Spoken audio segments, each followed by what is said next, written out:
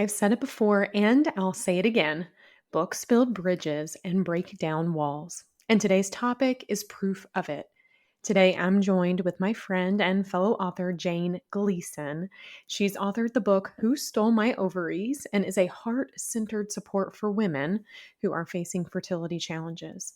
Her book is raw and honest, and I'll be real with you guys. Our conversation today is raw and honest and real too.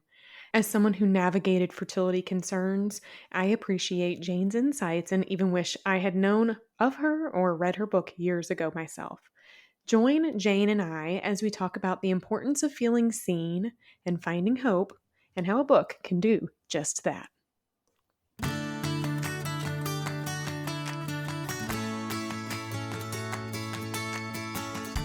Hey, I'm Stephanie Feger, and I help authors make their author impact.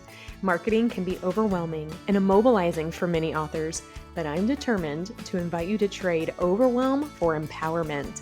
I believe that empowered people empower people, and I'm obsessed with empowering you, the nonfiction author, with impactful marketing strategies and tactics to help you take your important message and share it with those who desperately need it, want it, and here's the kicker, will buy it.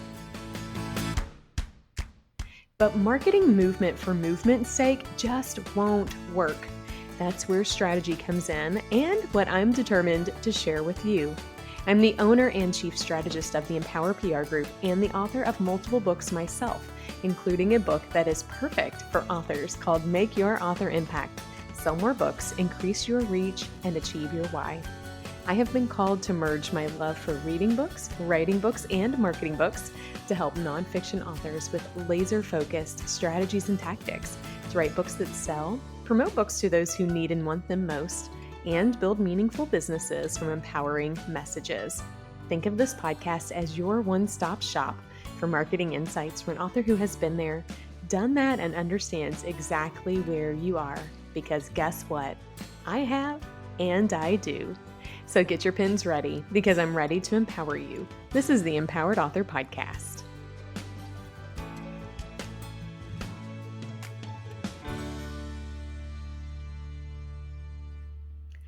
Jane, I am so glad that you are on the Empowered Author Podcast. And the moment that we met, I knew that I wanted to get you on, and I wanted to have tea with you, especially with your tea materials that you have on the front cover of your book.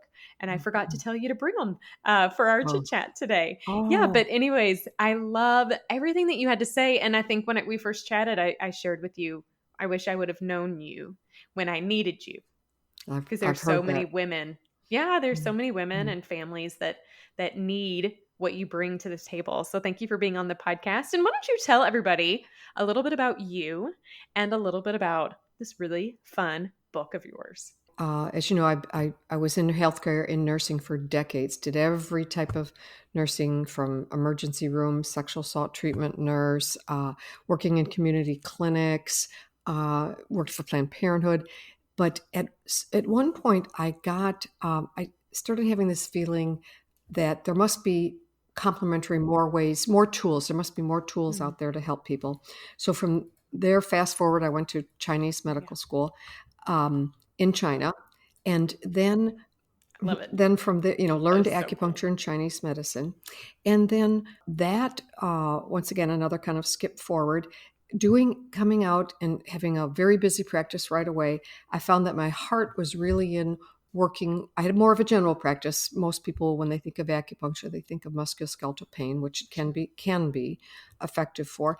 But my heart was really with women of all ages struggling with reproductive issues, because it was something that I did not necessarily struggle with, and assumed, like we all assume, that when you grow up, you find the right time in your life or the right partner and try to start your family, and then you're just shut down with all these diagnoses and all these challenges. So I wanted to devote my practice to that population. And then the book came from that, from my 20 some years of working and literally learning from my patients. What are the things that are important to them? What types of solutions do they need for the challenges? And then putting it in a book, I felt I could have a ripple effect and help more people. Well, and it is, and when so I have to go back and say I don't have the book where I'm holding it right now, but if you're listening or watching, we'll have to put a link in here for you to go see the book. The cover of your book is so cool. It is, well, you explain, because there's a woman who has Okay. designed it, and Okay. we can't pass this topic before we go deeper. Tell them about the cover. Sure. And the cover is a ceramic pot. I would have brought Oh, it out in front of here yay! because I have it. I have the actual pot. And this was a woman who was a friend of mine. She was a nurse, labor and delivery nurse for years, 25 years or more. And she decided she'd put in her time and was getting in touch with her inner artist, got an MFA, a master's in ceramics. Hmm. But of course, her work was influenced by what she'd been doing for 25 years. And so she was making a lot of things. She was making ceramic pessaries and she was making ceramic speculums. But this teapot that she made, I fell in love I with love it. because if you can see, this is a fallopian tube ovary. This is the vessel. Interestingly, in traditional Chinese medicine, the uterus is referred to as a vessel, as Mm. is a teapot, because it holds something. The little teacups down here, you can't quite see it, but on the inside, she painted and then it's glazed over it. It is the process of meiosis, or one cell, one becoming two, two becoming four, and so on. And so the tea theme became something where in each chapter or each section, I introduced a tea, talked about what the possible benefits are. And with my patients, I feel it's very conversational. I'm listening, they're talking, I might say something. Yeah. And some days I don't serve tea because I just got to keep moving. But when I can just sit down and have a conversation and just listen, Isn't that the underlining thread just of life is listening? listening. Listening to our bodies, listening to one another. Biggest learning is in listening. And I think, that when I first met you, I could feel that in you. And that's what I thought, gosh, I wish that she would have been there. I don't anymore because I have no uterus. But when I had a uterus, I had endometriosis and had a lot of fertility concerns all the way down, when I was 12 and diagnosed with it. And at a ripe young age of 12, being told I might not be able to have kids was terrifying. How devastating. Yeah, it was Oh, terrifying. absolutely. Dealing with ways to navigate it all the way up through, my late 30s. And I was grateful. I have four children, three here, one up in Oh, heaven, and was able to navigate that journey. And I'm grateful for it. But it took more than what the movies tell you it will take. And that was sure, trying on sure, my marriage, on my mental health, and then having really really difficult sure. pregnancies for all of them. Even when I was pregnant after we lost our first, and so then the Mhm. trickle down for everybody else was this worry every day if I would make it to have the baby. And so anyways, as I was reading your book, Sure, I loved the fact sure. that you integrated Eastern and Western medicine together, the different perspectives of the different cultures and how we see pregnancy, all the way down to how we see navigating pregnancy. But I also really enjoyed how you offered hope without giving false hope, right? You offered, Mm, you would make comments in your book like, I mean, maybe the statistics are that 99 out of 100 aren't going to get it, but you could be the one.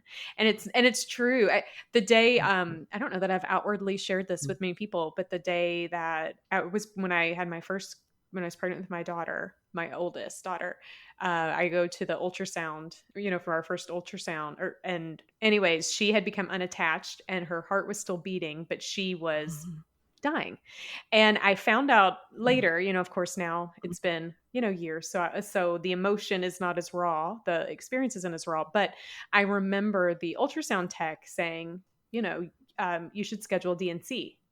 And I was like, but my baby still has a heartbeat. Like there's still hope, right? So I go to meet with my nurse practitioner, and my face is mm, swollen from mm, tears because all I knew was the picture perfect pregnancies, that are supposed to be in the movies. And we had tried so hard for this. And anyways, my doctor shared with me something, and it made me, it just, I feel like you are a lot like my doctor. And she said, you know, you might be losing, but you might not. And so let's connect back tomorrow and the next day, and we'll be on top of mm, it. And I mm, mean, inevitably we did end up losing mm, faith, mm. but but I was grateful for the hope that I was given, that I felt seen, that I didn't feel like I was just done for. I don't know. I can't explain it, but it's something that I know that personally I needed, and I could feel in your book this support that you were giving people. Yeah. And I, as I mentioned, I think in one of our conversations, a Yeah. lot of when people are waiting for that pregnancy test to come back after a embryo transfer, and they say, "Well, I'm not going to get my hopes up. I'm not. I've had negative tests before, or Yeah. what's called chemical pregnancies, which I don't even like the term chemical pregnancy. It's a pregnancy. It's just a very early one." And I Yes. advise, first of all, the nature of hope is Yes. against the odds. That's why it's called hope. You already know from right out of the gate, it's against the Mhm. odds.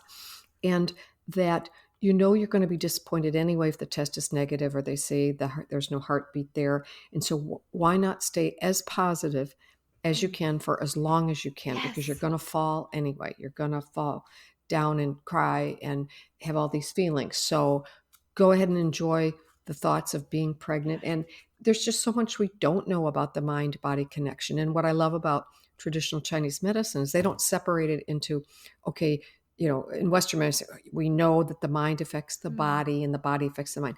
In traditional Chinese medicine, they're one. And so the effect of your whole spirit and being on a beating heart that's inside you. I heard a reproductive endocrinologist, saw her reel on Instagram, and she talked about how for with every miscarriage, with every child that you did give birth to, there is a point with the mixing of the cells in the blood Mm.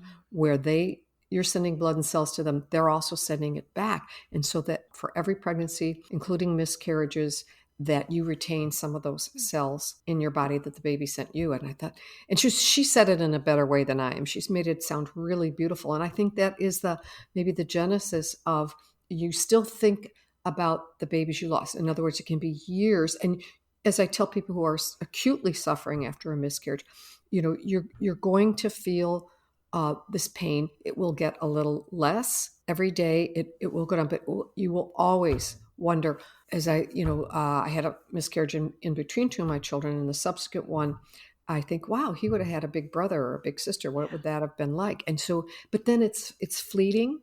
It's Yeah. not that kind of painful. For some people, I imagine it would Sure. be. Not Absolutely. saying that everyone will feel things this way.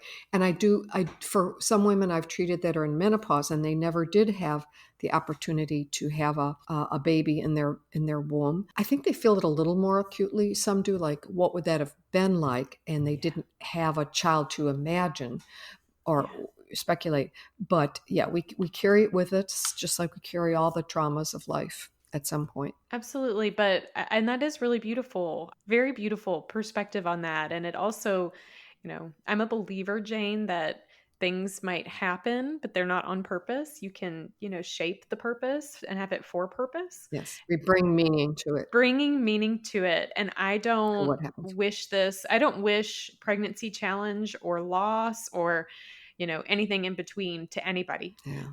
I do feel like I understand people differently because of what I went through. As a mom, I am grateful that my kids openly talk about stuff very few people are comfortable. So they're always, when they meet new people and they go, oh, who are your siblings? And they talk about their sister that they never met in heaven, and it makes everybody else Interesting. uncomfortable. But my Interesting. kids just see it. Yeah, my Really? kids just Okay. see it as, well, I mean, yeah, I know that Faith is up there getting our house ready and planting the garden, and one day I'll get to play with her. And I try to, Mm, that's beautiful. yeah, I think it is too, and we can learn so much Mhm, from the mind of a child, mhm. And so I see all of that, and I think I don't want to be a part of this club, but I also realize that life is precious, and every part of pregnancy and that experience is precious. It doesn't. It's for some Mhm. people, it does obviously happen very easily, but for others, it doesn't. And we need to Right. respect the fact that all of our bodies are different and all of our bodies are unique. And just as much of debate around should you breastfeed or not, like, stop giving people an opinion, Mm, like, you don't know right, what all it took for somebody to get where they are. right. And when you mentioned, some people say, well, maybe when they have a miscarriage or lose a baby, well, it was meant to be, or it was God's will. Now, I never tell people what they should think, Mm, even though I don't necessarily agree, and I don't say, no, right. no, no, God wanted you to have children. Right. But I do Right. believe that there Right. are forces that we don't Yeah. understand. If you believe that the Yep. Creator kind of left us Yep. with free will and did not create the Yep. situations that may have Yep. created some of the problems. But I do try to let people know the importance of bringing, it Mhm. wasn't maybe predestined and meant to be, but you bring the meaning to it. You get to decide the purpose. And I have found in being, now that I'm at a place where I can talk about my struggles and talk about my endometriosis. And I mean, I wrote a whole chapter on it, Jay. It's called, what is it called? Like, a day in my life, period. And period is its own sentence to talk about the Sure. concept of what it Oh, was that must have like been so as a difficult. 12-year-old. Mhm. Yeah, it was life changing and Yeah. remained, right, just a part of me, a hidden piece of me for a long time. But now that I'm at a point where I feel very comfortable talking about those things, I realize that um, that there is power in our story, and there is power in connecting our stories. And there are people out there who may be on a different phase of the same similar journey that I was on, that in talking about it gives them hope, or gives them Mhm. comfort, or lets them know that somebody understands them in a way that Mhm. other people don't. And I feel like the way you've written your book, you've really beautifully allowed the questions you've been asked over your career, you're answering them directly, and the reader feels themselves in it. And I think that is a blessing, because not everybody can come have tea with you. I wanted to. I wish I could have, but we can experience it through this book. Well, and I feel like you're seeing the power of story. And I had literally hundreds and hundreds of case histories that are very interesting. Every single person's case Mhm. history is different. And in Western biomedicine, all the people with endometriosis are in one pigeonhole, all the people with polycystic ovarian Yeah. or advanced stage.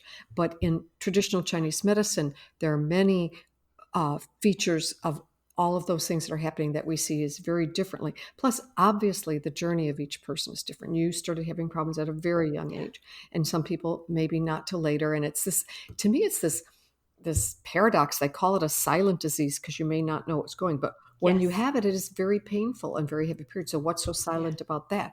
But that's an example of how people Yeah. experience it differently. And thinking about one case history where, and this relates back to Hope, she had to do IVF because there was so much endometriosis over a number of organs internally, and her ovaries were covered. So when they stimulated her for IVF, she really only got like 3 eggs, I think, because they were too covered. So she was down to just her last transfer. They were not going to do any more interventions or stimulation. And she came to me and she wanted to show me the pictures of all her endometriosis. And I said, no, that's not you.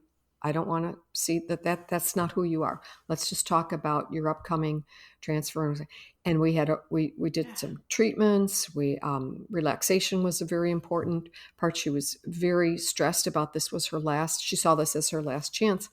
Well, she had the transfer. As you know, some doctors will transfer with endometriosis. Others prefer to keep doing surgery. She wasn't going to have more surgery. They put the one embryo in, and at the stage it was in those days they did a 3-day transfer, not a 5-day. It split, and she had twins, and so she had her two Oh my children.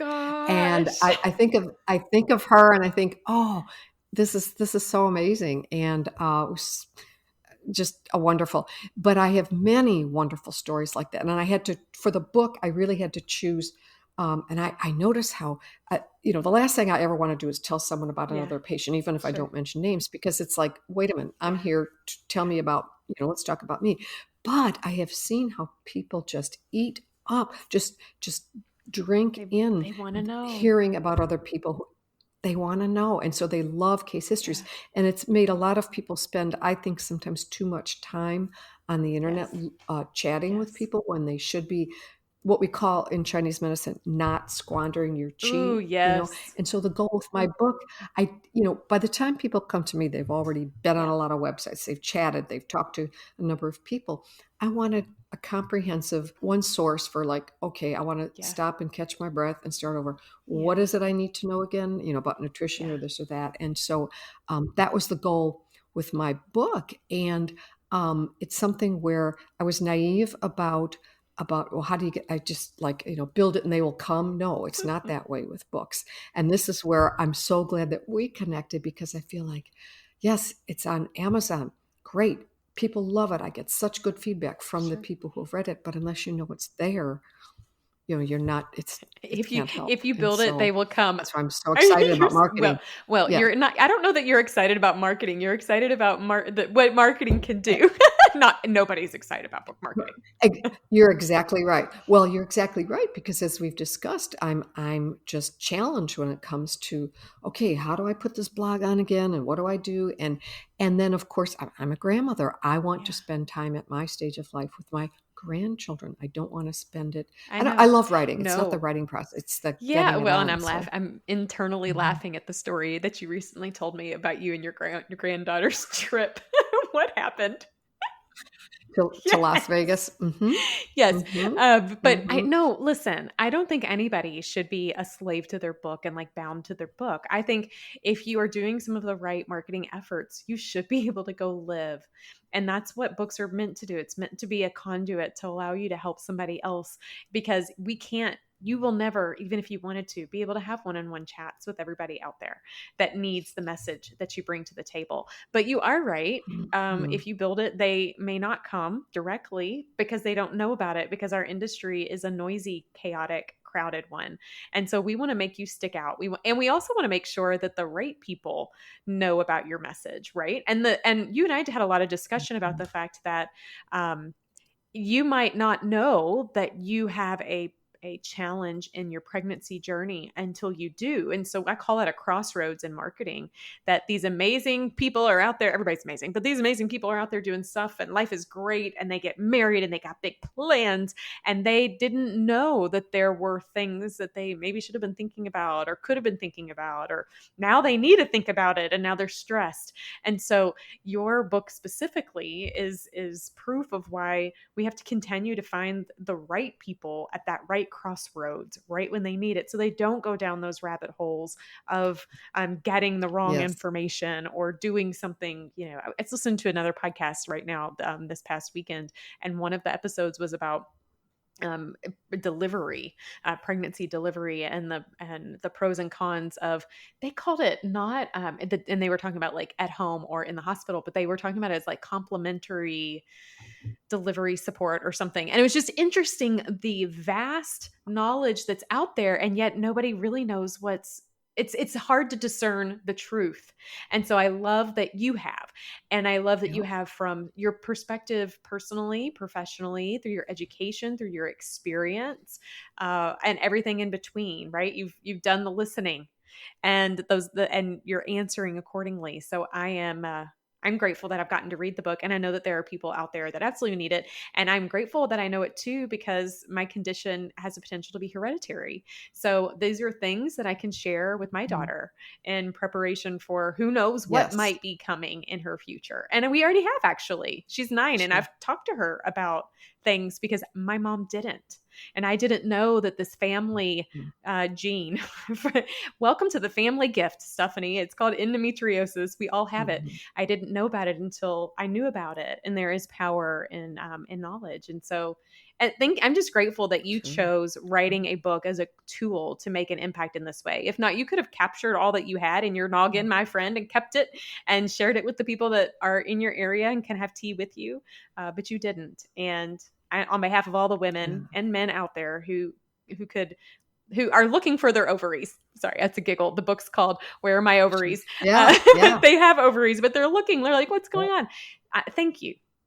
Yeah, I thought I had them, and why aren't they Why working? aren't you And working? but I think, you bring up something that then also became part of the mission of my book. While Yeah, what happens to us on a daily basis is determined by our genes and what yeah, we inherit and what we then pass down to our children. But then genetics do not have to be a reason that everything is expressed in the genes. They know that the agreed, epigenes covering on the genes can be triggered or not triggered by agreed. certain things. And in the case of endometriosis, I mean, I started talking about this 15, 18 years ago, maybe in my second year of practice, looking at all the research on endocrine disruptors, the chemicals in our environments that affect Mm, our hormones and our yes. balance, everything from our thyroid Yep. to our fertility in our ovaries. And so for you, for example, knowing that you'd love to not pass this vulnerability, that's how I think of genes, on Yeah. to your daughter. What are the things you can do? And I wanted Mhm. to empower people through my book, because like you say, I can't talk to Yep. everyone about, okay, you may have this in your family, you may not, but if you, Yep. and if you don't, if you want to control something about your Mhm. fertility and your reproductive years, could have written a PhD dissertation on the, I've followed Mhm. it for so long and have read so much. But no, I Mhm. just wanted to give people the pearls and say, okay, do this, not this, and then be done with, move on with your life. Well, you didn't hold anything back, my friend. You gave it all, and I am so grateful for it. And I'm also grateful for having the opportunity to support you and work with you and bringing this Oh, really important message to life. It's such an honor. I don't take it lightly. And so thank you for that. Thank you for letting me read it. Thanks for being here. well, thank you. Oh, you're so You have kind. been amazing. How did I find you? I must have just looked under, I can't even think back, book marketing? How did Oh, I think we have a mutual friend. We have a mutual That's friend. right. Yes. One of your clients, an author, and it was, and your client's Funny. mother-in-law is a friend of mine in my book club, and her daughter was her daughter, and she said, come meet her. She's written 2 books, and I know she hired someone to help her. And then You're she like, was "I'll like, do this." okay, I got to look up this person. I loved your energy and how much you accomplished being a mother, being a wife. I mean, yeah, I'm impressed. Thank you. Thank you, Mhm. friend. Well, as you know, us crazy moms are crazy, Yeah. and Mm. we try to get it all done, and we with grace and a little gray hair. That's it. And a lot of gray hair. Mine's coming in the droves, but it's all good. Thank you for that, Oh, you're welcome. um, and thank you for being a part of the podcast and for being so open to talk about stuff that people don't like to talk about or are It's true. uncomfortable talking about. But we need to. I share it time and time again. Nothing good happens in the darkness, friends. Nothing. Share it. Bring it to the light. Talk about it. You will feel better. You will be empowered. You will be able to make an impact and change other people. You can change your circumstances. You can find hope again and surround yourself with people that bring things to the light, like Jane. Jane, thank you. I need to You're go. I'm going welcome. to go get some tea. Now, every time I think of you, I'm going to go get my tea. All righty. All right. Thank you for giving me this opportunity. Absolutely.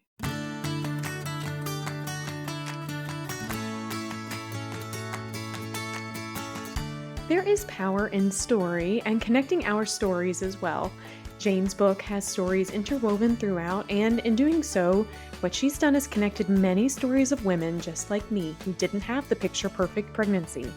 Books offer honest opportunities to talk about things many are fearful of. I'm grateful Jane trusted our team in helping her share her story, and we'd be honored to help you share yours. If you'd like to explore more about how, visit empowerprgroup.com/connect, and let's get a 15-minute chat on the books. Author friend, thanks for listening today. I am a believer that empowered people empower people. Jane and I have empowered you. Now it's your turn. Go empower others.